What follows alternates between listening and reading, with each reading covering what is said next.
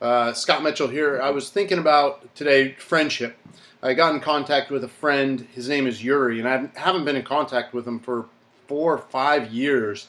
He didn't know that I had 2 kids. I didn't know what he was doing with work. In fact, we live in different countries, and by God's grace, technology connected us. But this reminded me of the value of friendship. Not only friends right now that you have, but friends that you've had in the past, and friendships that you really valued and really saw as encouraging at a time, even though you guys may not be in contact as much right now as you were back then. A couple things.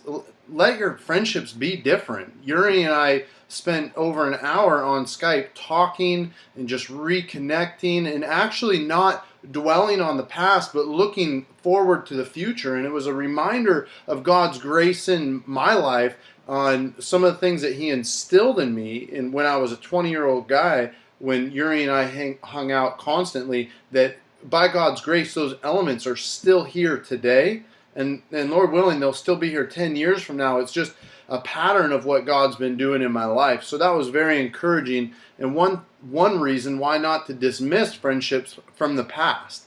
I think sometimes we're scared to go back and look at those friends who spoke into our lives because we don't want to relive the past. And I don't want to relive the past either. I'm looking forward to the future. I'm looking forward to seeing Jesus face to face. I'm looking forward to what he has in our church plant here in Denton. I'm looking forward to what he has in the lives of my children. I'm looking forward to all these things, and none of those things involve Yuri anymore. But at the same time, that doesn't mean that he can't still speak into my life, that he can't still, at times, keeping that friendship open, keeping our heart open to still receive from friends, even though they may not be in the same light that they once were. And so I say all this just to be blessed. Have friends. Keep friendships open. It doesn't mean that your friendships have to look the same.